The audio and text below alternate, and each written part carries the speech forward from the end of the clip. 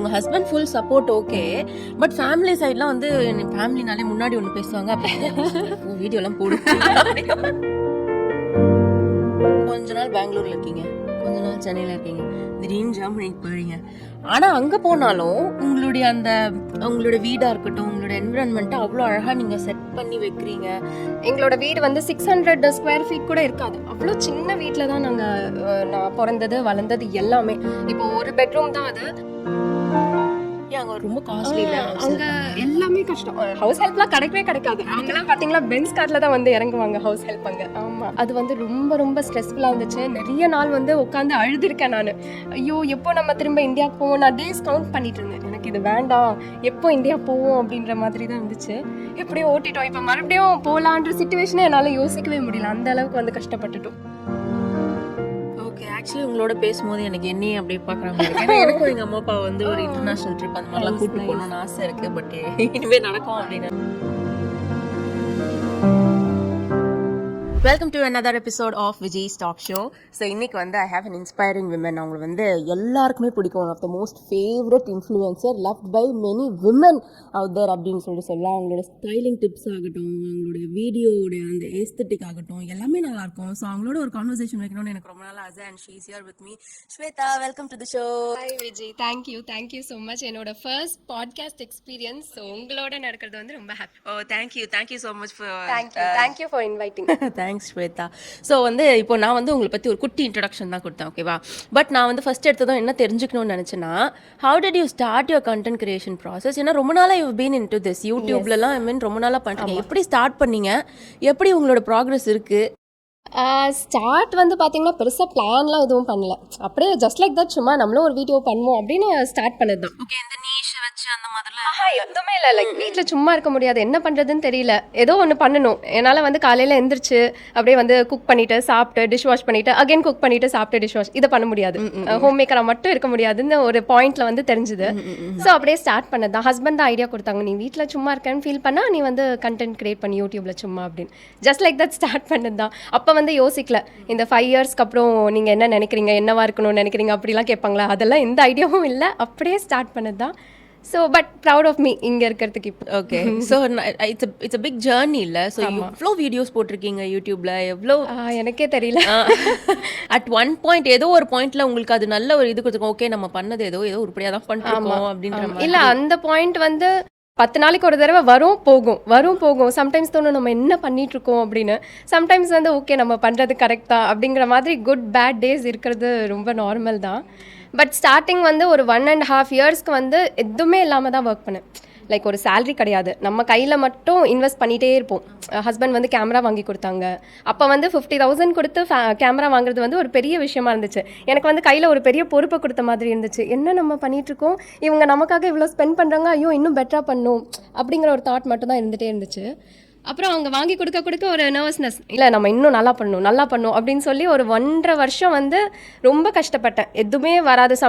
சில நாள்லாம் வந்து ரொம்ப டவுன் ஆகிடுவேன். நம்ம எதுக்காக இதெல்லாம் பண்ணுறோம், யாருக்காக பண்ணுறோம், வெளியேருந்து ஒரு கமெண்ட் வந்தாலே வந்து அவ்வளோ ஹாப்பி ஆகிடும். ஸோ இப்படி தான் போச்சு ஒரு 1.5 இயர்ஸு. பயங்கர ஸ்ட்ரகிள் தான். புதுசாக பண்ணிகிட்டே இருக்கணும். நமக்கு வந்து ஒரு மோட்டிவேஷனும் இருக்காது. ஆனால் நம்ம வந்து செமையாக பண்ணணும், ஒரு நாள் இதுக்கான பலன் கிடைக்கும் அப்படின்னு யோசிச்சுட்டு மட்டும் ஒர்க் பண்ணிட்டே இருந்தீங்க. ஸோ 1.5 இயர்ஸ் ஆச்சு யூடியூப்ல உங்களுக்கு இது. ஆமாம், 1000 சப்ஸ்கிரைபர்ஸ் வரதுக்கு 1.5 இயர்ஸ் ஆச்சு. அதுக்கப்புறம் அது மேலே அப்படியே போக 100K வர்றது, அந்த மாதிரி ஒரு பூஸ்ட் கிடச்சப்புறம் எனக்கு வந்து ஓகே இனிமேல் நம்ம வந்து அவங்களுக்காக பண்ணுறோம். ஒரு நல்ல கமெண்ட் வர மோட்டிவேட் ஆகிடும், அவங்களுக்காக நம்ம பண்ணுறோம் அப்படின்னு பண்ணுறது தான் இன்னைக்கு வரைக்கும். ஓகே, ஆக்சுவலி வந்து எல்லாரும் வந்து ஒன்று கல்யாணத்துக்கு முன்னாடியே அப்படியே ஸ்டார்ட் பண்ணியிருப்பாங்க. ஆனால் நீங்கள் ஸ்டார்ட் பண்ணதே வந்து கல்யாணத்துக்கு அப்புறமா தானே ஸ்டார்ட் பண்ணீங்க. அப்போ வந்து உங்கள் ஃபேமிலி சைட்லாம் ரியாக்ஷன் எப்படி இருந்துச்சு? உங்கள் husband full support okay, but family சைட்லாம் வந்து ஃபேமிலினாலே முன்னாடி ஒன்று பேசுவாங்க, அப்போ வீடியோலாம் போடு.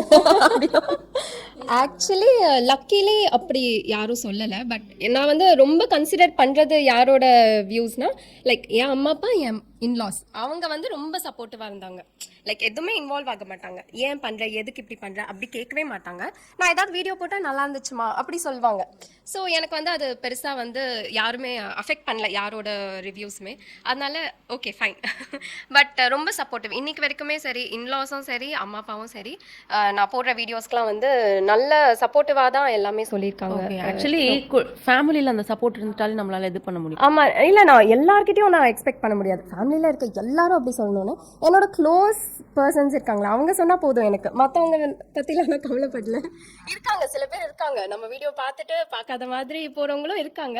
அவங்க கிட்டலாம் நான் எக்ஸ்பெக்ட் பண்ணல. நான் யார்கிட்டயும் வந்து சப்ஸ்கிரைப் பண்ணுங்க அப்படி சொல்ல மாட்டேன்.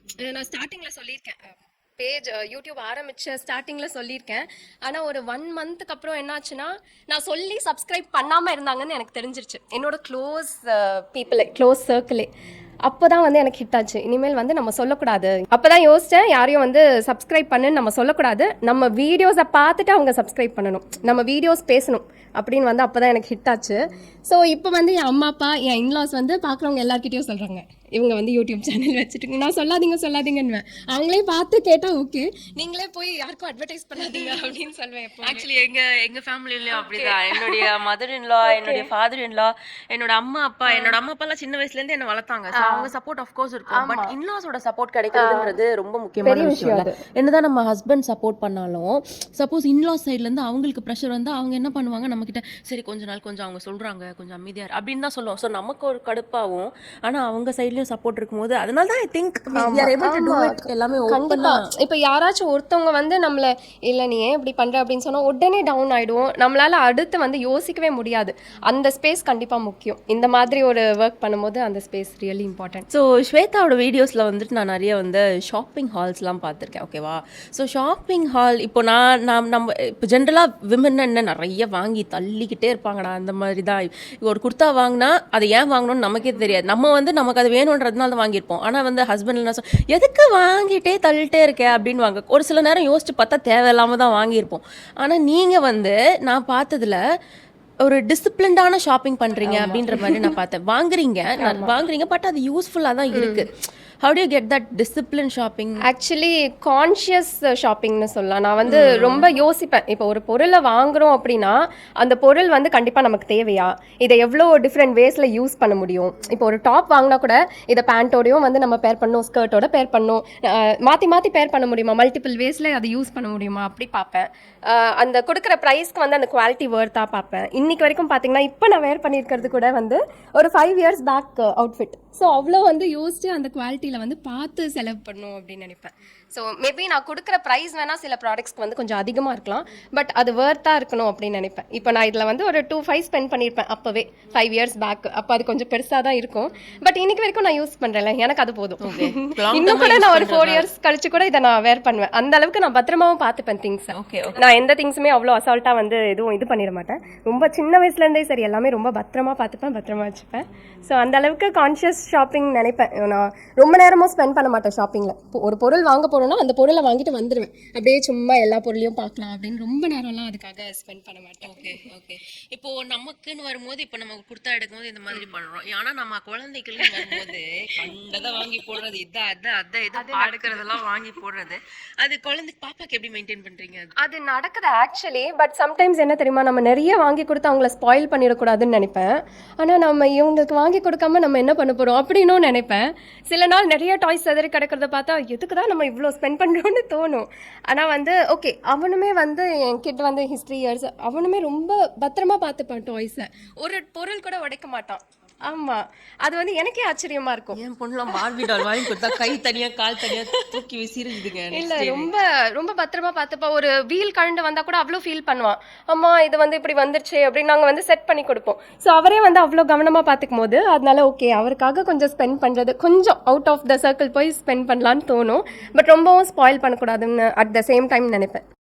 எல்லாமே இருக்குது, எல்லாமே எப்போ கேட்டாலும் கிடைக்கும் அப்படின்னு நினைக்கக்கூடாதுன்னு. ஸோ நீங்கள் வந்துட்டு கொஞ்ச நாள் பெங்களூரில் இருக்கீங்க, கொஞ்ச நாள் சென்னையில் இருக்கீங்க, திடீர்னு ஜெர்மனிக்கு போயிடுங்க. ஆனால் அங்கே போனாலும் உங்களுடைய வீடாக இருக்கட்டும், உங்களோட என்விரான்மெண்ட்டை அவ்வளோ அழகாக நீங்கள் செட் பண்ணி வைக்கிறீங்க. நான்லாம் வந்து ஒரு 2 நாள் ஒரு இடத்துல இருந்தேன்னா, இன்னொரு இடத்துக்கு இன்னொன்று போனால் எனக்கு அந்த பொறுமைலாம் எனக்கு இருக்காதுங்க. உங்களுக்கு எப்படி அந்த பொறுமை இருக்குது? அவ்வளோ அழகாக நீ எப்படி அது அரேஞ்ச் எனக்கு வந்து சின்ன வயசுலேருந்தே ரொம்ப பிடிக்கும். வீடு சுற்றி இருக்க ஸ்பேஸ்னா வந்து ரொம்ப பிடிக்கும். என் அம்மா வந்து ரொம்ப அழகாக வச்சுப்பாங்க. நான் சின்ன வயசில் இருக்கும்போது எங்களோட வீடு வந்து 600 ஸ்கொயர் ஃபீட் கூட இருக்காது. அவ்வளோ சின்ன வீட்டில் தான் நான் பிறந்தது வளர்ந்தது எல்லாமே. இப்போ ஒரு பெட்ரூம் தான் அது. அந்த ஒரு ஹால்லே வந்து டைனிங் டேபிள் இருக்கும். டைனிங் டேபிளுக்கு மேலேயே டிவி வச்சுருப்போம். அப்படியே உட்காந்து சாப்பிடுவோம், அப்படியே டிவி பார்ப்போம். இந்த மாதிரி அந்த டைனிங் டேபிள் கீழேயே வந்து எங்களோட ஸ்டடி ரேக் இருக்கும். அங்கே புக்ஸ் எல்லாம் அடுக்கி வச்சிருவோம். அவ்வளோ சின்ன வீடு. அதே ஹால்லேயே வாஷிங் மிஷின் இருக்கும். அந்த வாஷிங் மிஷினை ஒட்டி ஒரு குட்டி திவான் இருக்கும். ரொம்ப சின்ன வீட்டில் வளர்ந்தோம். ஆனால் அந்த வீடே வந்து ஒரு சின்ன ஸ்பேஸையும் எப்படி அழகாக வச்சுக்கலாம் அப்படின்னு வந்து அம்மா ரொம்ப பார்த்து வச்சுக்கிட்டாங்க. ஸோ அதையே நான் பார்த்து வளர்ந்தனால எனக்கு ரொம்ப பிடிக்கும். வீடை வந்து ரொம்ப அழகாக வச்சுக்கணும். எனக்கு எப்போவுமே ஒரு தாட்டு, வீடு பெருசாக இருக்கா சின்னதாக இருக்கா அதெல்லாம் நோ மேட்டர், நம்ம செம்மையாக இருக்கணும் நம்ம வீடு, அதுதான் எப்போவுமே ஒரு தாட்டு. ஸோ எங்கே போனாலும் சரி அதை நம்ம வீடாக வந்து மாற்றிக்கிறது எனக்கு ரொம்ப பிடிக்கும். ரொம்ப ஏஸ்தட்டிக்காக இருக்கிறது வந்து எனக்கு ரொம்ப பிடிக்கும். ஸோ நிறைய பின்ட்ரெஸ்ட்லலாம் பார்த்து நீங்கள் ஒரு மொக்க ஸ்பேஸை கொடுத்தீங்க அப்படின்னா கூட நான் அதை வந்து பின்ட்ரெஸ்ட்டில் ஐடியாஸ் கேதர் பண்ணி செம்மையாக ரெடி பண்ணிடுவேன். அந்த இது வந்து எனக்கு ரொம்ப இன்ட்ரெஸ்ட் அதிகம். நான் எப்போவுமே சொல்வேன், நான் ஒரு வேளை இன்ஜினியரிங் படிக்கல அப்படின்னா நான் ஒரு இன்டீரியர் டிசைனிங் கண்டிப்பாக படிச்சிருப்பேன், அதில் ஏதாவது ப்ரொசீட் பண்ணியிருப்பேன் அப்படின்னு எப்போவுமே சொல்வேன். அது ரொம்ப பிடிக்கும் எனக்கு. எப்படி இருந்துச்சு ஜெர்மனி? ஜெர்மனி ரொம்ப நல்லா இருந்துச்சு, பட் ரொம்ப ஸ்ட்ரெஸ்ஃபுல்லாக இருந்துச்சு ஒரு பக்கம். ஏன்னா யாருமே அது எனக்கு போகும்போது இங்கேருந்து வந்து கொஞ்சம் ப்ரிப்பேர்டாக இருந்தேன். ஏன்னா யாரும் ஹெல்ப்புக்கு இருக்க மாட்டாங்க, ஒன்றும் பண்ண மாட்டோம் அப்படின்னு எனக்கு தெரியும். பட் அங்கே போன பேருக்கு அது ரொம்பவே ஹிட் ஆச்சு. நிறைய நாள் வந்து ரொம்ப கஷ்டப்பட்டேன். இந்த மண்டே டு ஃப்ரைடே இருக்குது பாருங்களேன், டேஸ் ஓட்டுறது வந்து ரொம்ப ஹார்டாக இருந்துச்சு. சாட்டர்டே சண்டேஸ் வெளியே போயிடுவோம், செம்மையாக வந்து என்ஜாய் பண்ணிட்டு வருவோம். மறுபடியும் மண்டே டு ஃப்ரைடே வந்து வச்சு செய்கிற மாதிரி இருக்கும். ஏன்னா வியனுக்கு அப்போ வந்து 1.5 இயர்ஸ் தான். அந்த 1.5 வருஷம் குழந்தைய வந்து வீட்டில் வச்சு ஒரு 4 செவத்துக்குள்ளே வச்சு என்டர்டெயின் பண்ணுறதுங்கிறது வந்து ரொம்ப கஷ்டமாக இருந்துச்சு. எங்கேயாவது ஹவுஸ் ஹெல்ப் வருவாங்க, எல்லா ஒர்க் ஏதாவது ஒன்று வந்து பார்த்துப்பாங்க. அங்கே எல்லா ஒர்க்கும் மார்னிங்லேருந்து நைட்டு நம்ம தான் பார்க்கணும். ஹஸ்பண்ட் காலைல ஏர்லி ஆஃபீஸ் போயிடுவாங்க. அங்கே ரொம்ப காஸ்ட்லி. அங்கே எல்லாமே கஷ்டம். ஹவுஸ் ஹெல்ப்லாம் கிடைக்காது. அவங்களாம் பார்த்தீங்களா பென்ஸ் கார்டில் தான் வந்து இறங்குவாங்க ஹவுஸ் ஹெல்ப். ஆமாம், அங்கே வந்து அவங்களே தான் செஞ்சுக்கணும், அது வந்து நார்மல் அங்கே. ஸோ எதுவுமே ஹெல்ப் இல்லாமல் ரொம்ப கஷ்டமாக இருந்துச்சு. அப்போது ரொம்ப கோல்ட் சீசனில் வேறு மாட்டிக்கிட்டோமா, வெளிலலாம் கூப்பிட்டு போயும் என்டர்டெயின் பண்ண முடியாது. அங்கே இருக்க பார்க்கெலாம் பார்த்தாலே என் பையன் பயப்படுவான். ஏன்னா வந்து கொஞ்சம் டிஃப்ரெண்ட்டாக இருக்கும், நம்ம ஊர் ஸ்லைட் மாதிரிலாம் இருக்காது. அங்கே இந்த மரத்தில் செஞ்ச மாதிரி கொஞ்சம் டிஃப்ரெண்ட்டாக இருக்கும், எல்லாமே ரொம்ப பெருசாக இருக்கும். அப்போது வந்து எதுவுமே ஆப்ஷன் இல்லை. ஆனால் வீட்டில் டிவியும் காட்டாமல் என்டர்டெயின் பண்ணணும். அது வந்து ரொம்ப ஸ்ட்ரெஸ்ஃபுல்லாக இருந்துச்சு. நிறைய நாள் வந்து உட்காந்து அழுதுருக்கேன் நான். ஐயோ எப்போ நம்ம திரும்ப இந்தியாவுக்கு போவோம், நான் டேஸ் கவுண்ட் பண்ணிட்டு இருந்தேன். எனக்கு இது வேண்டாம், எப்போ இந்தியா போவோம் அப்படின்ற மாதிரி தான் இருந்துச்சு. இப்படியே ஓட்டிட்டோம். இப்போ மறுபடியும் போகலான்ற சிச்சுவேஷனே என்னால் யோசிக்கவே முடியல, அந்த அளவுக்கு வந்து கஷ்டப்பட்டுட்டோம். ஓகே, பட் அப்படியே நீங்கள் வந்து யூ பிளான் தட் யூரோப் ட்ரிப்பில் Switzerland, Paris. Actually it was not planned. நாங்கள் ஆல்ரெடி போயிருக்கோம். லைக் ஹஸ்பண்ட் வந்து கல்யாணம் ஆன புதுசுலேயே 1 இயர்லேயே போகணும். அப்போ அந்த 3 months வந்து ரொம்ப பெஸ்ட் டைமாக இருந்துச்சு. ஏன்னா நாங்கள் ஹனிமூனும் பெருசாக எங்கேயும் போகல. ஸோ நல்லா ஸ்விஸ், பாரிஸ் நிறைய கண்ட்ரிஸ் விசிட் பண்ணிட்டு வந்தோம். அடுத்த தடவை வந்து வியனோட போகும்போது எனக்கு வந்து என் அப்பா அம்மாவுக்கு என்னால் வந்து செலவு பண்ணி கூட்டிகிட்டு போக முடியும் ஒரு சான்ஸ் கிடச்சிது. ஏன்னா அதுதான் அவங்களுக்கு ஃபர்ஸ்ட் இன்டர்நேஷ்னல் ட்ரிப். எனக்கு வந்து ரொம்ப ப்ரௌடாக இருந்துச்சு. அவங்கள எப்படியாச்சும் கூட்டிகிட்டு போயிடணும். ஏன்னா நான் பார்த்துட்டேன், என் அப்பாக்கெலாம் ரொம்ப பிடிக்கும் ஃபாரின் ட்ரிப்ஸ்லாம். ஸோ எப்படியாச்சும் கூட்டிகிட்டு போயிடணும் அப்படின்னு நினச்சி அது நடந்துருச்சு. ஸோ நான் பார்த்த கண்ட்ரிஸே திருப்பி கூட்டிகிட்டு போனேன் அவங்கள. பரவாயில்ல, அது வேஸ்ட்டு தான், நம்ம அகைன் பார்க்குறது செலவு வேஸ்ட்டு தானே. ஆனால் இல்லை, அவங்கள கூட்டிகிட்டு போய் காட்டணும் அந்த கண்ட்ரிஸ்லாம், ஸ்விஸ்லாம் அவங்க பார்க்கணும் அப்படின்னு நினச்சி திரும்ப வந்து அதை பிளான் பண்ணி இம்ப்ளிமெண்ட் பண்ணோம். ஓகே, ஆக்சுவலி உங்களோட பேசும்போது எனக்கு என்னையே அப்படியே பார்க்குற மாதிரி இருக்கு. ஏன்னா எனக்கும் எங்கள் அம்மா அப்பா வந்து ஒரு இன்டர்நேஷனல் ட்ரிப் அந்த மாதிரிலாம் கூப்பிட்டு போகணும்னு ஆசை இருக்குது. பட் இனிமேல் நடக்கும். ஆமாம், இப்போ என்னால் தனியாக அதை பண்ணியிருக்க முடியும்னா முடியாது. இப்போது ஹஸ்பண்ட்க்கு அங்கே வந்து ஒர்க் இருந்தனால எங்களால் ஈஸியாக வந்து ட்ராவல் பண்ண முடிஞ்சுது. தனியாக அதை பிளான் பண்ணுறதுக்கே டைம் போயிடுது. பிளானே பண்ண மாட்டோம், அது நடக்கவே மாட்டேங்குது.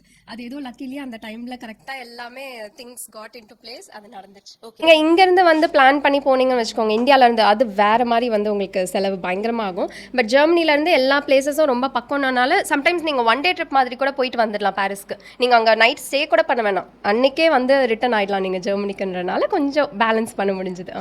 நைஸ். ஆக்சுவலி நீங்கள் சொன்னீங்கல்ல, எனக்கு வந்து எஸ்தட்டிக்கலாக இருக்க பிடிக்கும் அப்படின்னு சொல்லிட்டு, அதுதான் என்னுடைய நெக்ஸ்ட்டு நான் வச்சுருந்த லிஸ்ட்லேயே. How do you be so aesthetic? நீங்கள் எதனா ரெஃபரன்ஸ் எதனா எடுக்கிறீங்களா அப்படின்னு? ரெஃபரன்ஸ் ஆக்சுவலி எடுப்பேன். லைக் நிறைய இந்த ஃபாரின் சேனல்ஸ்லலாம் பார்த்தீங்கன்னா இந்த ஏஎஸ்எம்ஆர் வீடியோஸ்லாம் நிறைய பண்ணுவாங்க. ஸோ அது எனக்கு சின்ன வயசுலேருந்தே ரொம்ப பிடிக்கும். லைக் சின்ன வயசு மீன்ஸ் இந்த டீனேஜ்லேருந்தே வந்து அதெல்லாம் கொஞ்சம் பிடிக்கும். பின்ட்ரெஸ்ட் நிறைய பார்ப்பேன். நான் சும்மா இருக்க டைமில் யூடியூப்பில் இந்த மாதிரி ஏஎஸ்எம்ஆர் பார்ப்பேன், இல்லைனா பின்ட்ரெஸ்ட்டில் இந்த மாதிரி ஒரு ரூம் எப்படி ஏஸ்தட்டிக்காக வச்சுக்கலாம். எனக்குன்னு ஒரு ரூம் இருந்துச்சுல ஒரு 15 இயர்ஸ்க்கு அப்புறம். அந்த ரூமை வந்து எப்படி நான் அழகாக வச்சுக்கலாம், மாற்றி வைப்பேன். டேபிள் இங்கே வைக்கிறது, அந்த சைட் பெட்டை மாற்றுறது, இதெல்லாம் ரொம்ப சின்ன வயசுலேருந்தே நான் பண்ணுவேன். ஸோ 15 இயர்ஸ்க்கு அப்புறம் தான் எனக்குன்னு ஒரு ரூமே கிடச்சிது. அந்த ரூமையே நான் ரொம்ப நீட்டாக வச்சுப்பேன். என் அம்மா வந்து அதை டேக் கேர் பண்ணணுன்னு கூட கிடையாது. நானே வந்து என் வார்ட்ரோப்லாம் நீட்டாக வச்சுப்பேன், நானே என் ரூமை க்ளீன் பண்ணிப்பேன். அந்த மாதிரி ரொம்ப அப்பத்துலேருந்தே பார்த்துப்பேன். ஸோ இந்த மாதிரி நிறைய வீடியோஸ் நான் சும்மா ஸ்ட்ரெஸ்ஸாக ஃபீல் பண்ணுற டைம்லேயே வந்து இந்த நிறைய ஃபாரின் சேனல்ஸ்லாம் பார்ப்பேன். அவங்களாம் டே இன் மை லைஃப் போடுவாங்க.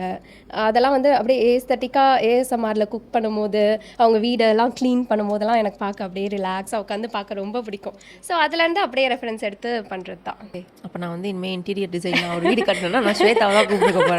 இல்லை, ரொம்ப கஷ்டம் தான் நினைக்கிறேன். ஏன்னா நான் இப்போது இந்த பாட்காஸ்ட்டுக்கு வரதுக்கு முன்னாடி நேற்றுக்கு வந்து வியனுக்காக ஒரு ப்ளே ரூம் ரெடி பண்ணிட்டு வந்தேன். அந்த ப்ளே ரூம் வந்து ஒரு ரொம்ப சின்ன ஸ்பேஸ் தான் நான் அவனுக்காக ரெடி பண்ணியிருக்கேன். பின்ட்ரெஸ்ட் இன்ஸ்பயர்டாக அந்த வீடியோ இனிமேல் தான் வரும் யூடியூப்பில். அதை பண்ணவே எனக்கு ரொம்ப கஷ்டமாக இருந்துச்சு. ஒரு 6 மந்த்ஸ் பிளானிங், 3 மந்த்ஸ் இம்ப்ளிமெண்டேஷனுக்கே டைம் ஆயிடுச்சு. ஒரு சின்ன விஷயம் தான், ஆனால் எனக்கு இருக்க ஸ்கெடியூலுக்கு நடுவில் அதை பிளான் பண்ணுறது வந்து ரொம்ப கஷ்டமாயிடுச்சு. ஏன்னா ஸ்க்ராட்ச்லேருந்து ஒரு ரூமை வந்து பில்ட் பண்ணணும்னு நினைக்கும் போது வந்து ரொம்ப கஷ்டமாக இருந்துச்சு. ஏன்னா எந்த கலர் பெயிண்ட் அடிக்கணும், எப்படி பெயிண்ட் அடிக்கணும், எதுவுமே எனக்கு தெரியாது. ஆனால் நான் வந்து பண்ணணும்னு நினச்சிட்டேன். அப்புறம் அதை வந்து ஓரளவுக்கு கொண்டு வந்தாச்சு. ஸோ தெரியல, பார்ப்போம். ஐ திங்க் இனிமேல் தான் எல்லாரும் பார்த்து சொல்லணும். ஏன்னா இப்போ பேசும்போது எனக்கு என்ன அடுத்து கேட்கணும்னு தோணுதுன்னா, நீங்கள் வந்து பெங்களூரில் இருக்கும்போது 3 மீலும் நீங்கள் தான் சமைக்கிறீங்க, இது என்ன நீங்கள் தான் பார்த்துக்கிறீங்க, அவங்களுக்கு நானிலாம் கிடையாது இல்லையா? இல்லை, இப்போ வந்து நானி வச்சுருக்கோம். ஓகே, கொஞ்சம் வந்து சமாளிக்கவே முடியல அப்படின்னு தெரிஞ்சு நானி வச்சுருக்கோம். But I don't know how things will go. அதை நான் இன்னும் யாருக்கும் சொல்லலை. லைக் என்னோட வீடியோஸில் கூட ஷேர் பண்ணல. But I wanted to share. ஏன்னா வந்து நிறைய பேர் நினச்சிட்டு இருக்காங்க நானி வச்சுக்கிறது வந்து தப்பான விஷயம் அப்படின்னு நினச்சிட்டு இருக்காங்க. என்னது, குழந்தைய உன்னால் பார்த்துக்க முடியலையா அப்படிங்கிற மாதிரி ஒரு கேள்வி வரும். ஸோ இதெல்லாம் வந்து I want to break it. அது ஒரு தப்பான விஷயம் கிடையாது. யூ நீட் ஹெல்ப்னா யாரையாச்சும் வந்து கேளுங்க, தயவு செஞ்சு கேளுங்க. ஏன்னா மாம்ஸ்க்கு வந்து ஒரு கில்ட்டை உருவாக்கி வச்சுருக்கோம் நம்ம. இந்த மாதிரி ஹெல்ப் எடுத்துக்கக்கூடாது, நீ தான் உன் குழந்தைய பார்த்துக்கணும், நீ தான் ஃபஸ்ட்டு குழந்தை தான், அதுக்கப்புறம் தான் எல்லாம் அப்படிங்கிற மாதிரி ஒரு கில்ட்டை நம்ம வந்து சரௌண்ட் ஆகிருக்கோம்.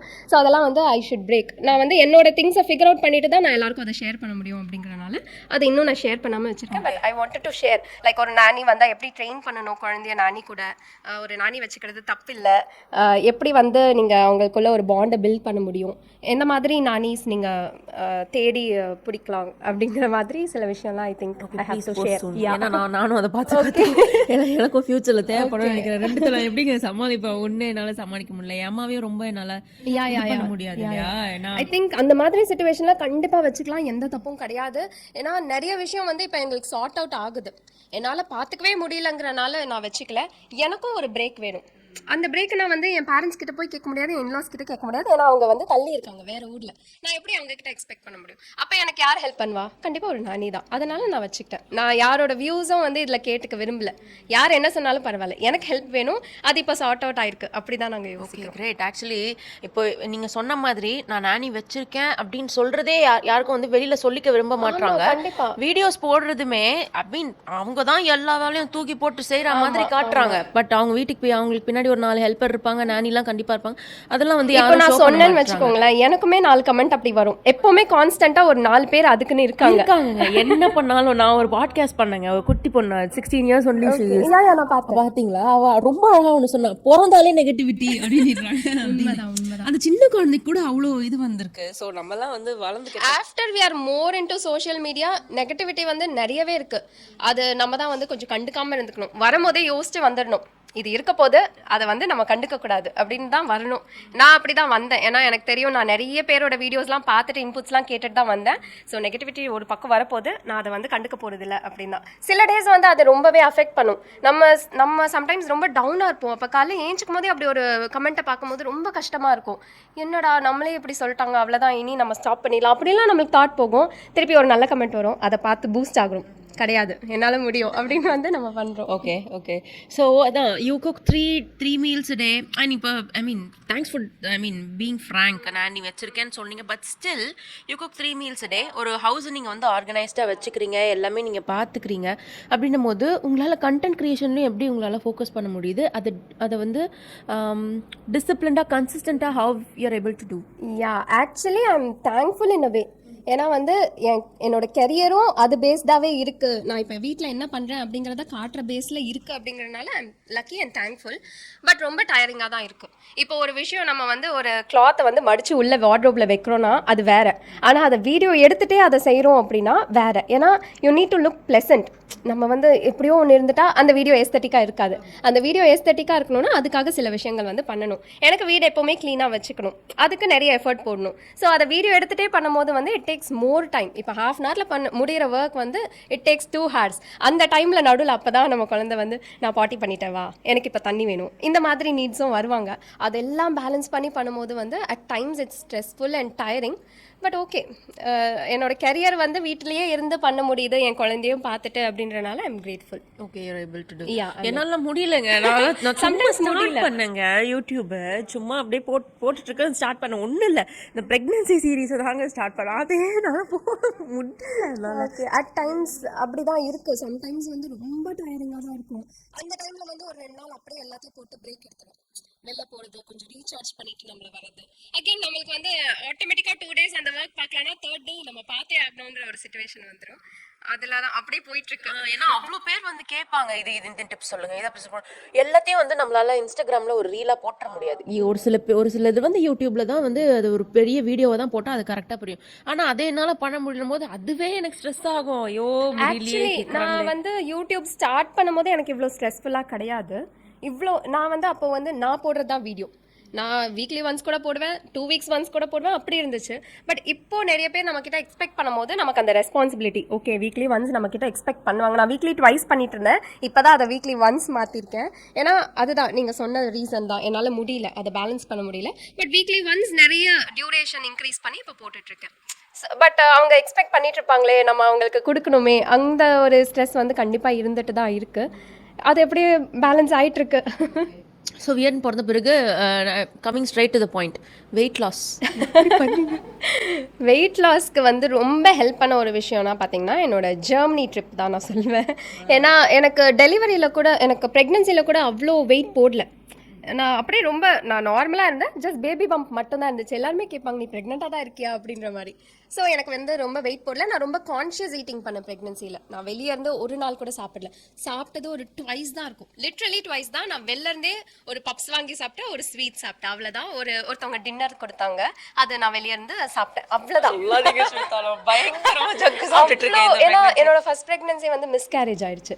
ஸோ செகண்ட் வந்து ரொம்ப கரெக்டாக இருக்கணுன்றனால நான் எல்லா விஷயம் ரொம்ப ஸ்டூடியஸாக ஃபாலோ பண்ணேன். அதனால வந்து வெயிட் எக்ஸ்ட்ரா போடல. ஆனால் ஆஃப்டர் டெலிவரி செம்மையாக வெயிட் போட்டுச்சு. நான் வந்து அப்போ தான் வெயிட்டே கெயின் ஆச்சு. நான் எக்ஸ்க்ளூசிவ் பிரெஸ்ட் ஃபீடிங் பண்ணேன், நிறைய பசிக்கும். அந்த டைமில் வந்து நல்லா இஷ்டத்துக்கு, அதான் குழந்தை பிறந்துருச்சு, நல்லா வந்து ஜங்கெல்லாம் நிறைய சாப்பிட்டேன். வெளியே ஃபுட்டு, பிரியாணி அதெல்லாம் செம்மையாக சாப்பிட்டேன். அந்த 9 months சாப்பிடாததெல்லாம் வந்து நல்லா வச்சு சாப்பிட்டாச்சு. ஸோ போக போக வந்து ரொம்ப வெயிட் ஏறிட்டே போகுது, இறங்கவே மாட்டேங்குது. என்ன பண்ணாலும் இறங்க மாட்டேங்குது. வாக்கிங் பண்ணுறேன், என்னென்னவோ பண்ணுறேன். ஆனால் வந்து ஜெர்மனியில் வந்து உங்களுக்கு வேறு வழியே கிடையாது. நீங்கள் வந்து ஆட்டோ பிடிக்க முடியாது, டாக்ஸி பிடிக்க முடியாது, நடந்து தான் ஆகணும். பஸ்ஸு பிடிக்கலாம், அந்த பஸ் ஸ்டாப்புக்கு நடக்கணும், திருப்பி எல்லா இடத்துலையும் நீங்கள் நடந்துகிட்டே தான் இருக்கணும்னா அந்த 3 months ஆஃப் கண்டினியூஸ் வாக்கிங்கில் பார்த்தீங்கன்னா செம்மையாக வந்து ரெடியூஸ் ஆக ஆரம்பிச்சுது. அதுக்கப்புறம் நான் வந்து கான்ஷியஸாக ஈட்டிங்கும் அப்படியே மாற்றிக்கிட்டேன். ஜங்கெல்லாம் அப்படியே ஒதுக்கிட்டேன். வீட்டில் சாப்பிட்றது தான், குவான்டிட்டிலாம் குறைச்சிட்டேன். பட் குவான்டிட்டிலாம் ரொம்ப ஆல் ஆஃப் அ சடன் குறைச்சனால கொஞ்சம் ஹெல்த் இஷ்யூஸும் வந்துச்சு. விட்டமின் டி கம்மியாச்சு, எல்லாம் ஆச்சு. அதையும் கொஞ்சம் பேலன்ஸ் பண்ணணும்.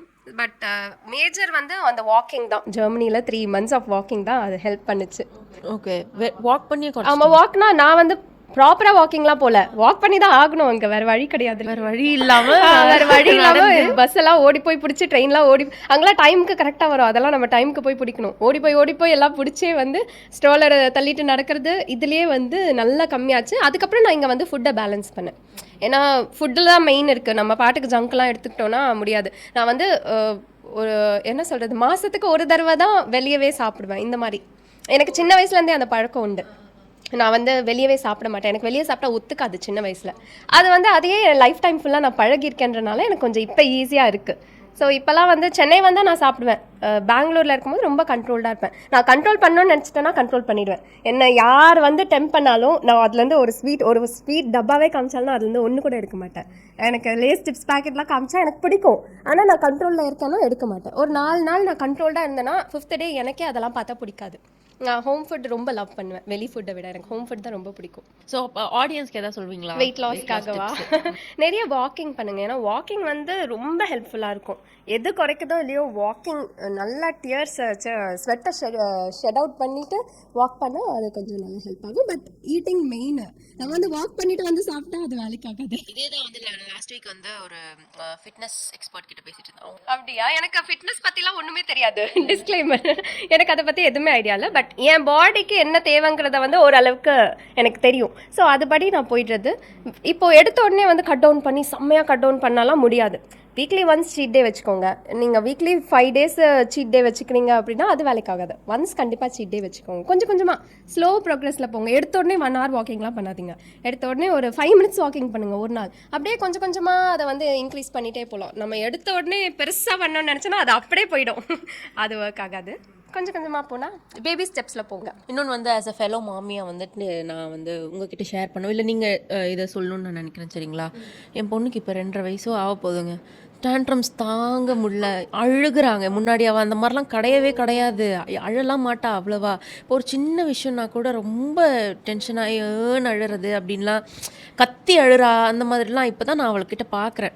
ஸோ சின்ஸ் வந்து நம்ம பாட்காஸ்ட்டில் மீட் பண்ணுறதுனால வியன் எப்படி நீங்கள் இப்போ சொல்கிறீங்களா இப்போ அழுகிறா அப்படின்னு சொல்லி ஃபீல் பண்ணீங்களா? வியன் வந்து பிறந்ததுலேருந்தே அழுகுவான்.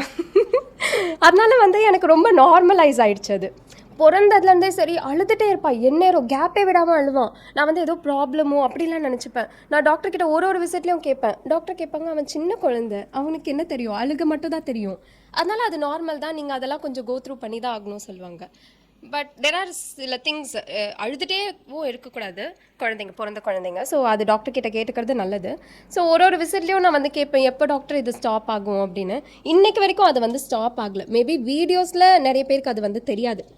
வீடியோஸில் வந்து நீங்கள் சமத்து பாப்பாவாக பார்க்கலாம். அஃப்கோர்ஸ் அவள் அழுகும் போது என்னால் வீடியோ பண்ண முடியாதுல்ல. நான் வந்து ரொம்ப ரியல் டைம் வ்ளாகர்லாம் கிடையாது. எல்லாத்தையும் அப்படியே காமிச்சிட்டு அப்படி பண்ணுற வ்ளாகும் கிடையாது நம்மளுது.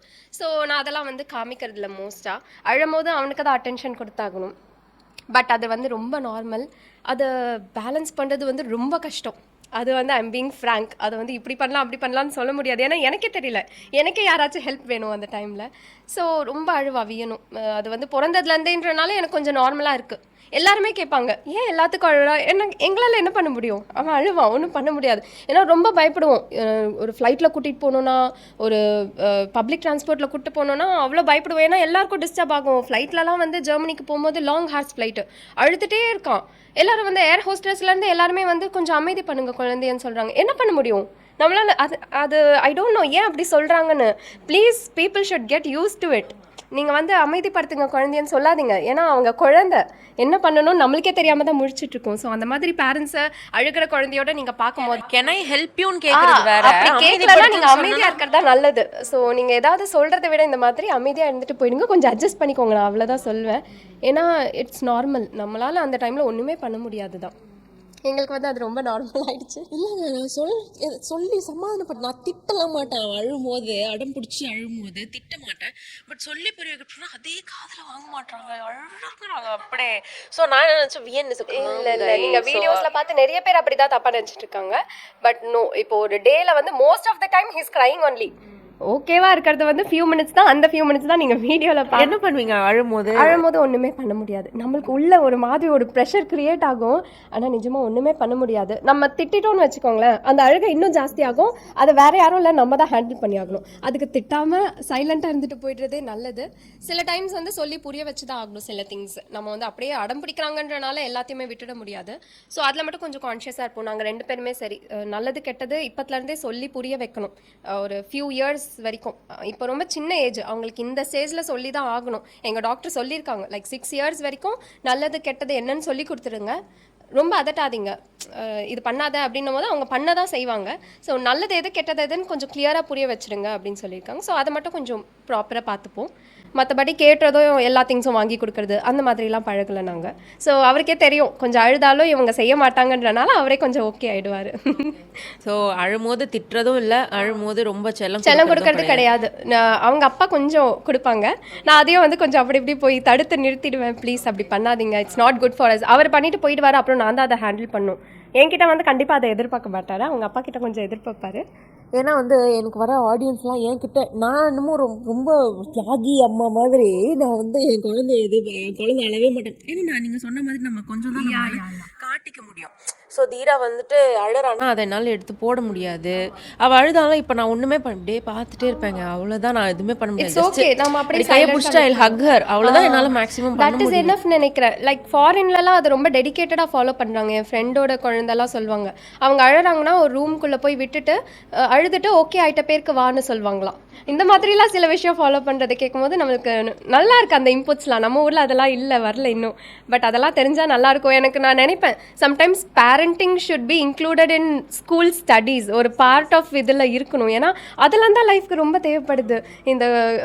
இந்த ப்ரெக்னன்சியில் ஆரம்பித்து அந்த இது வரைக்குமே, இந்த பேரண்டிங் வரைக்குமே அதெல்லாம் கொஞ்சம் நம்மளுக்கு நாலேஜ் இருந்ததுன்னா இன்னும் கொஞ்சம் பெட்டராக ஹேண்டில் பண்ண முடியுமே அப்படின்னு வந்து தோணும் சம்டைம்ஸ். ஓகே, இப்போ நிறைய டேர்ம்ஸ் வந்துச்சுல, ஜென்டில் பேரண்டிங், ட்ரெடிஷ்னல் பேரண்டிங் கேட்குறாங்க. நான் ரெண்டுமேலாம் ஃபாலோ பண்ணுவேன், இதையும் பண்ணுவேன் நான் அதையும் பண்ணுவேன். என்னால் எனக்கு சொல்ல தெரியலங்க, நீங்க சொல்லுங்க ஸ்வேதா. ஒரு ரீல் வரும் தெரியுமா, gentle parenting is for gentle kids. அந்த மாதிரி தான் ஜென்டில் கிட்டா இருந்தால் நம்ம ஜென்டில் பேரண்டிங் பண்ணிடலாம். அப்படி இல்லையே நம்ம என்ன பண்ணுறது? இப்போ ரொம்ப காம்ப்ளிகேட் ஆக்கிட்டாங்கல்லங்க இந்த பேரண்டிங்கையே. இப்படி தான் ஒரு சில பேர் வந்து இப்படி பண்ணணும் அப்படின்றாங்க, ஒரு சில பேர் திட்டுங்க, நோன்னு சொல்லுங்க, குழந்தைக்கெல்லாம் சொல்லி வளங்க, ஒரு சில பேர் எதுவும் பண்ணாதீங்க, ஜென்டிலாக இருங்க. ஆக்சுவலி இந்த ரீல்ஸ்லாம் வந்தது பேருக்கு ரொம்ப காம்ப்ளிகேட்டிங்காக இருக்குது இந்த விஷயம். இந்த பேரண்டிங்ன்ற ஒரு விஷயத்தை ரொம்ப காம்ப்ளிகேட், யாரை ஃபாலோ பண்ணுறதுனே தெரியல. இப்படி பண்ணுறதா, ஜென்டிலாக போகிறதா, திட்டுறதா, எதுவுமே ஐடியாவே இல்லை. பட் ஓகே, சில விஷயத்தில் ட்ரெடிஷ்னலாக ஃபாலோ பண்ணிக்கிறது நல்லது. நம்ம அம்மா அப்பா நமக்கு என்ன பண்ணாங்க, இப்போ என் வீட்டிலலாம் நான் அடம் பிடிச்ச ஒரு விஷயம் கேட்டேன்னா அது கிடைக்கவே கிடைக்காது.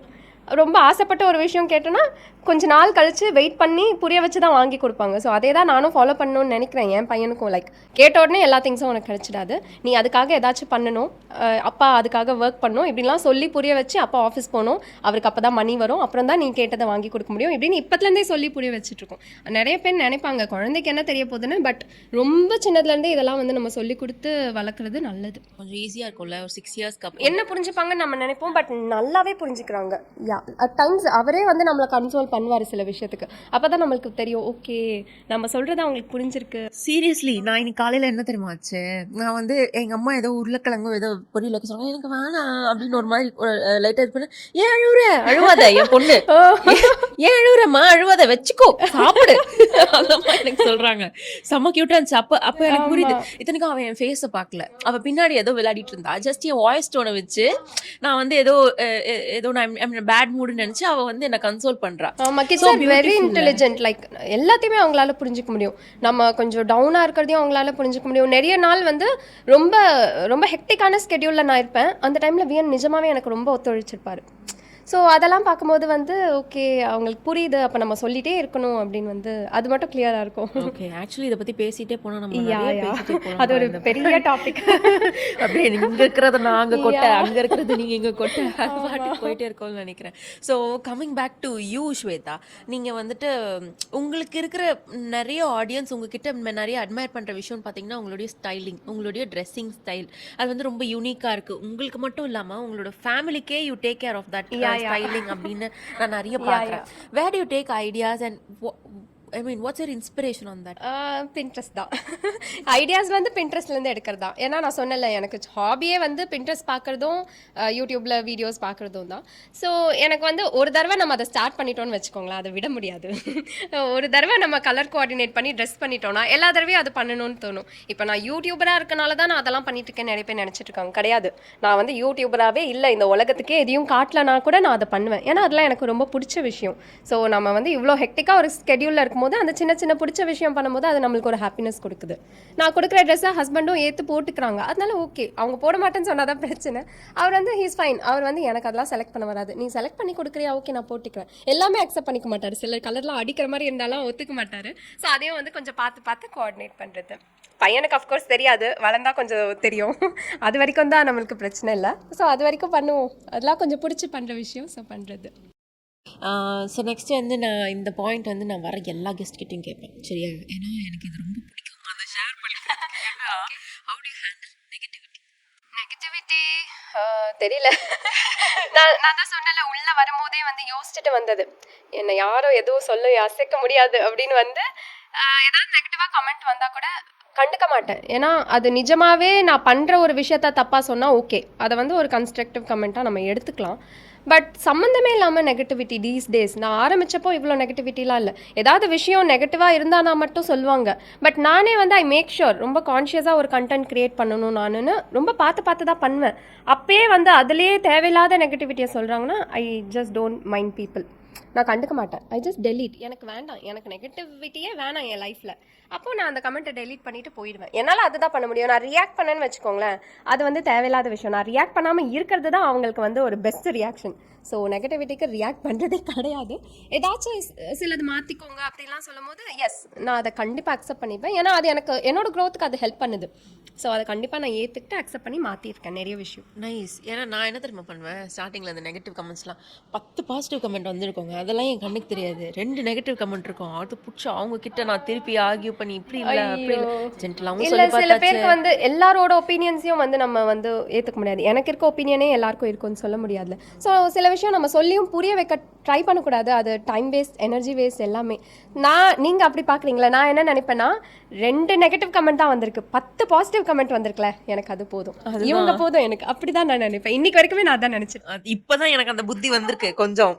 இவ்வளோ பாசிட்டிவ் கமெண்ட்க்கு ஓகே விட்டுதல அப்படின்னு சொல்லிட்டு நான் சொல்றேன் ஸ்டார்டிங் அந்த 2 ஸ்டேஜ்ல பேரை பற்றி நம்ம ஏன் ஃபீல் பண்ணோம்? அப்படி இது பண்ணிட்டு அப்புறமா தான் போக போக அப்பா அதான் இல்லை எல்லாம் எது பண்ணாலும் எது வந்து பண்ணாலும் சொல்ல ஏதாவது போறாங்க. சொல்லிட்டு தான் இருக்காங்க. அதுவும் சொல்றாங்க எப்படின்னா வந்துட்டு நான் இப்படிதான் சொல்லுவேன், நீ பொலைட்டா ரிப்ளை பண்ணு. Yeah exactly. அது நிறைய தடவை நான் ஃபேஸ் பண்ணியிருக்கேன். அவங்க வந்து கண்டபடிக்கு நம்மளை பேசிடுவாங்க, ஆனால் திருப்பி நம்மளுக்கு ஒரு ஃபயர் வரும். அது எப்படி நீங்கள் என்ன இப்படி பேசலாம் அப்படிங்கிற மாதிரி ஒரு ஃபயரில் நம்ம கமெண்ட் பண்ணிட முடியாது. உடனே வந்து நீ இப்படி தான் ரிப்ளை பண்ணுவியா, இப்படி தான் பேசுவியானா, ஒரு நார்மல் ஹியூமன் பீயிங் தானே நம்மளும். நம்ம ஒரு சோஷியல் மீடியாவில் வந்துட்டோன்றனால நம்ம எல்லாம் அப்படி இருக்க முடியாது சம்டைம்ஸ். பட் அதனாலேயே நான் என்ன நினைப்பேன்னா, ரியாக்ட் பண்ணாமல் இருக்கிறதே ஒரு பெஸ்ட் டெலீட். அவ்வளோதான். அதுதான் இப்போ நானும் பண்ணிட்டு இருக்கேன். அதான் சொல்றேன், நீங்க ஸ்டார்டிங்லேயே உங்களுக்கு அந்த இது இருக்குல்ல, எனக்கு இப்பதான் அந்த புத்தி வந்திருக்கு, இப்பதான் இது பண்ணிருக்கேன்னு சொல்றேன். Okay, so talking about your யூடியூப்ல நீங்க வந்து கொஞ்சம் யூடியூப்ல யூஆர் வெரி சக்ஸஸ்ஃபுல். ஸோ ஐயோ, வெரி சக்ஸஸ்ஃபுல்லாக எனக்கு தெரியல. நான் அப்படிதாங்க பார்க்குறேன். So I mean it's amazing, it's great. நான் உங்கள் வீடியோஸ்லாம் நிறைய பார்த்தேன். என்னால் அதில் ஒரு 5% கூட என்னால் பண்ணணும்னு நினச்சேன், என்னால் பண்ண முடியல. I am still struggling. ஏதாவது க்ரோத் டிப்ஸ் ஏதாவது சொல்கிறீங்களா யூடியூப்பில் இப்போ ஆக்சுவலாக பார்த்தீங்கன்னா காம்படிஷன் வந்து பயங்கரமாக இருக்குது.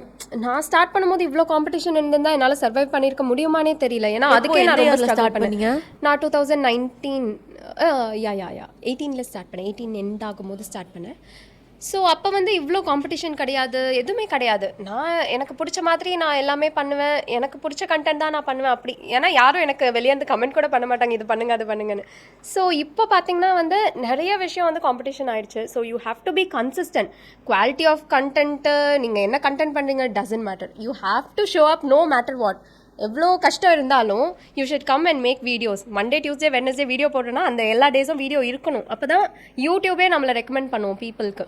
நம்ம ஒரு நாள் வந்து விட்டுட்டோம் அப்படின்னா கூட யூடியூப் நம்மளை எங்கேயோ பின்னாடி கொண்டு போயிடும், நம்ம ஒருத்தவங்க இருக்கோமான்றதே காணாமல் போயிடுவோம். So we have to be consistent. அதுதான் இப்போ ரொம்ப கஷ்டமான விஷயமா இருக்குது. குவாலிட்டி ஆஃப் கண்டென்ட் வந்து ரொம்ப புதுசாக ஏதோ யோசிச்சு பண்ணணுமா இருக்குது. இப்போ வந்து ரொம்ப நார்மலாக கண்டென்ட்னா எல்லாரும் பண்ணுறாங்க, நீங்கள் யூனிக்காக ஒன்று காமிக்கணும். அப்போதான் வந்து சீக்கிரம் பெரிய ஆளாக முடியும் யூடியூப்பில். ரொம்ப தனிச்சு ஒரு கண்டென்ட் பண்ணாதான் சீக்கிரம் தெரியப்படுவீங்க. ஸோ அதுலேயும் கொஞ்சம் கேர் எடுத்துக்கணும். Consistency, uniqueness, quality of content. எப்படி தெரியும் யூனிக்காக நம்ம பண்ணுறது? எனக்கு அதை கண்டுபிடிக்கவே ரொம்ப டைம் ஆச்சு. நான் வந்து ஏதோ கிராஃப்ட் வீடியோஸ் பண்ணிட்டு இருந்தேன், குக்கிங் வீடியோஸ் பண்ணிட்டு இருந்தேன். அதுக்கப்புறமா ஒரு சில டே இன் மை லைஃப் வீடியோ பண்ணும்போது தான் நிறைய பேருக்கு வந்து பிடிச்சிருந்துச்சு. ஸோ அது எனக்கு தெரியவே ஒரு 1.5 இயர்ஸ்க்கு மேலே ஆயிடுச்சு. அதுக்கப்புறம் அது அப்படியே நம்ம வந்து அந்த பாத்துல போறது வந்து அவங்களுக்கு என்ன பிடிக்கும், நம்ம ஆடியன்ஸ்க்கு என்ன எதிர்பார்க்குறாங்க, நம்ம கிட்ட வந்து பிடிக்குது அப்படின்னு அதை கொஞ்சம் வந்து நம்ம நல்லா நோட்டீஸ் பண்ணி அந்த வழியில போறது வந்து கொஞ்சம் ஹெல்ப். கன்சிஸ்டன்ட்டா போட்டாதான் ஏதோ ஒரு வீடியோ இதுவாகும். அதுல இருந்து தான் வந்து ஓகே நம்ம யூனிக்னஸ் நம்ம தேடி கண்டுபிடிச்சோம். ஆமா, கரெக்டா? கண்டிப்பா. சோ சொல்றதுல இருந்து நீங்க வந்து என்ன பண்ணணும்னா நீங்க பாட்டுக்கு அப்படியே காது மூடிட்டு வீடியோ போட்டுட்டே இருக்கணும். யார் என்ன சொல்றாங்க இல்ல எதுவுமே கண்டுக்க கூடாது. நீங்க பாட்டுக்கு வீடியோ போட்டுட்டே இருக்கணும். ஒரு 20th வீடியோ வரும்போது அது கிளிக் ஆகலாம், இல்ல 50th வீடியோ கிளிக் ஆகலாம், இல்ல 100th வீடியோ கிளிக் ஆகலாம். அது நம்ம கையில கிடையாது. நான் வந்து ஒரு ஃபோட்டோஷூட் ஐடியாஸ்னு ஒரு வீடியோ பண்ணேன். அந்த வீடியோ லாக்டவுன்ல பண்ணேன். அப்ப எல்லாருமே வீட்ல இருந்தோம், போர் அடிச்சிட்டு இருந்துச்சு, என்ன பண்றது தெரியாம அந்த வீடியோ பண்ணேன். அந்த வீடியோ தான் என் சேனல்ல பயங்கர ஹிட். லேக்ஸ் ஆஃப் வியூ போயிட்டு அதுக்கப்புறம் தான் என் சேனல் வெளியவே வர ஆரம்பிச்சது, பீப்புளுக்கு தெரிய ஆரம்பிச்சது, சப்ஸ்கிரைபர்ஸ்லாம் இன்க்ரீஸ் ஆக ஆரம்பிச்சாங்க. அதுக்கப்புறம் நம்ம ஆடியன்ஸ் என்ன எதிர்பார்க்குறாங்கன்னு பார்த்தா அந்த மாதிரி கண்டென்ட்ஸ் பண்ணும். ஸோ அந்த வீடியோ நான் எப்பயோ லாக்டவுனில் பண்ணிட்டேன், ஜூன் ஆர் சம்திங். ஆனால் அது ஹிட் ஆனது வந்து பார்த்தீங்கன்னா செப்டம்பருக்கு அப்புறம் அந்த மாதிரி தான். ஸோ நமக்கே தெரியாது எந்த கண்டென்ட் வந்து ஹிட் ஆக போகுதுன்னு. நம்ம பாட்டு கண்ணை மூடிட்டு கண்டென்ட் போட்டுகிட்டே இருக்கணும். நோ மேட்டர் வாட் அப்ரிசியேஷன் கிடைக்குதா இல்லை திட்டுறாங்களா எதுவும் கண்டுக்கூடாது, நம்ம போட்டுகிட்டே இருக்கணும். ஒரு நாள் ஏதோ ஒரு வீடியோ நமக்கு ஃபேவராக அமையும். ஸோ நீங்க ஜூன்ல போட்ட வீடியோ செப்டம்பர் தான் ஆமா, ஹிட் ஆச்சு. ஆமா. ஓகே, இன்ஸ்டாகிராம் மாதிரி இல்ல, இன்ஸ்டாகிராம் மாதிரி கிடையாது. ஆக்சுவலி என்னோட இன்ஸ்டாகிராம் ஆடியன்ஸ் வேற, யூடியூப் ஆடியன்ஸ் வேறன்றனால I have that pressure. Like இன்ஸ்டாகிராம்லயும் நான் கன்சிஸ்டண்டா இருக்கணும், யூடியூப்லயும் கன்சிஸ்டண்டா இருக்கணும். யூடியூப்ல அவங்களுக்கு பிடிச்ச மாதிரி போடணும், இன்ஸ்டால இவங்களுக்கு பிடிச்ச மாதிரி போடணும். அந்த ப்ரெஷர் தீஸ் டேஸ் வந்து ரொம்ப கஷ்டமா இருக்கு. அது ரொம்ப ஹேண்டில் பண்ண கஷ்டமாக இருக்குது. வாரத்தில் 3 வீடியோவாச்சும் போடணும். இந்த மாதிரி சில விஷயம்லாம் இருக்குது. ரீல்ஸ் தான் இப்போ நிறைய விரும்புகிறாங்க, அதெல்லாம் வந்து நிறைய போடணும். ஸோ ரீல்ஸ் வந்து நம்ம பார்க்குறது ஒரு 60 செகண்ட் வீடியோ தான். அது பார்க்குறதுக்கு அவ்வளோ நல்லா இருக்கு. ஆனால் அந்த 60 செகண்ட்ஸ் எடுக்கிறதுக்கே வந்து அவ்வளோ நிறைய வேலை பார்க்கணும். ஏன்னா நம்ம ஃபுல் கண்டென்ட்டையும் அந்த 60 செகண்டில் காமிச்சே ஆகணும். அந்த ப்ரெஷர் வந்து கொஞ்சம் அதிகமாகவே இருக்குது. இன்ஸ்டாகிராம் எப்போ ஸ்டார்ட் பண்ணீங்க? நான் கூடவே ஸ்டார்ட் பண்ணிட்டேன். ஏன்னா இதுக்கு சப்போர்ட்டிங்காக இது இருக்குது அப்படின்னு தெரிஞ்ச போதே நான் வந்து 2019லேயே உடனே ஸ்டார்ட் பண்ணிட்டேன். பட் ஏதோ கண்டென்ட்ஸ் அதில் போடுற கண்டென்ட்ஸே தான் நான் இதில் மேனேஜ் பண்ணிகிட்டே வந்துட்டு இருந்தேன். எனக்கே தெரியல இன்ஸ்டாகிராம் எப்போ கிளிக் ஆச்சுன்னு. திடீர்னு அப்படியே வந்து when brands game in to working with influencers, அது அப்படியே கொஞ்சம் கொஞ்சமாக க்ரோ ஆக ஆரம்பிச்சிருச்சு. Social media since you started then and now என்ன சேஞ்ச் ஆயிருக்கு? ஏன்னா இப்போ இன்ஸ்டாகிராம்னு எடுத்திங்கன்னா இந்த ஆல்காரிதம் மாறிக்கிட்டே இருக்குது அப்படின்றாங்க. இப்படி ஒரு சில நேரம் இப்படி போடணும், ஒரு சில நேரம் அப்படி போடணும். வாட் அபவுட் யூடியூப்லேயும் சில ஆல்காரிதம் இருக்குது. அந்த விஷயத்தை வந்து என்னாலேயே இப்போ வரைக்கும் கெஸ் பண்ண முடியல. அது என்ன மாறுது என்ன வருதுன்னே தெரியல. நான் ஒரு வழியில் போயிட்டுருக்கேன். ஓகே அதுவா ஹிட் ஆச்சுன்னா ஓகே அப்படி தான் விட்டுறது. என் ஆடியன்ஸ்க்கு பிடிச்ச மாதிரி நான் கண்டென்ட்ஸ் பண்ணிகிட்ருக்கேன். ஆனால் அந்த ஆல்காரிதம் வந்து என்னால் இன்னைக்கு வரைக்கும் கெஸ் பண்ண முடியல. அதுக்குன்னு சில விஷயங்கள் இருக்குது போல். பட் அதெல்லாம் போய் டீப்பாக ரிசர்ச் பண்ணலாம் டைம் இல்லை நமக்கு ஜஸ்ட் கண்டென்ட் கிரியேட் பண்ணிட்டே இருக்குமா, அவ்வளவுதான். ஏன்னா சம்டைம்ஸ் நம்ம வந்துட்டு ரொம்ப எஃபர்ட் போடுவோம் ஒரு வீடியோ வந்துட்டு எடுத்து அதை எடிட் பண்ணி. ஏன்னா ஐ திங்க் நீங்களே தான் எடிட் பண்றீங்க வீடியோ இல்லையா? எடிட் பண்ணி அதை போஸ்ட் பண்ற வரைக்கும் அவ்வளோ வேலை இருக்கு. பார்த்தா அது 10,000 வியூ கூட. ஆமா, சில வீடியோலாம் ரொம்ப கஷ்டப்பட்டிருப்பேன். நான் ஒரு நாள் ஃபுல்லா ஸ்பெண்ட் பண்ணி அது சரியா வரலன்னு ரீடேக் பண்ணி அடுத்த நாள் ரீடேக் பண்ணி ரீஎடிட் பண்ணிலாம் போஸ்ட் பண்ணியிருப்பேன். அது நல்லா போயிருக்காது. ஒரு வீடியோ சும்மா இதெல்லாம் போடணுமான்னு நினச்சி போட்டிருப்பேன், அது செம்மையா வியூஸ் பிச்சுட்டு போயிருக்கோம். அது வந்து நம்ம கையிலே இல்லை. அது ஏன் அப்படி ஆகுதுன்னு எனக்கே தெரியல. But it happens. இப்போ கூட ரீசெண்டாக பார்த்தீங்கன்னா நான் வந்து ஒரு movie night with my toddler, first movie நைட்டை வந்து ஒரு வீடியோ ரீலாக பண்ணி போட்டேன். அது அவ்வளோ மில்லியன் வியூஸ் போச்சு. அது எக்ஸ்பெக்டே பண்ணல. பாப்கார்ன்லாம் பண்ணி அதை நான் எக்ஸ்பெக்டே பண்ணல. அந்த வீடியோ போடும்போது இல்லை, நான் என் ஹஸ்பண்ட் கிட்ட கேட்டு தான் போட்டேன், இது போடணுமா வேணாமா எனக்கே தெரியல, இதெல்லாம் போடணுமா அப்படி யோசிச்சு போட்ட வீடியோ அவ்வளோ மில்லியன் வியூஸ் போகும்னு நான் நினைக்கவே இல்லை. அது எனக்கு ஒரு நல்ல ஃபாலோவர்ஸ் இன்க்ரீஸ் ஆகிறதுக்கான ரீச் நல்லா கொடுத்துச்சு. இல்லை ஆக்சுவலி அந்த வீடியோ வந்து it gave a feel good.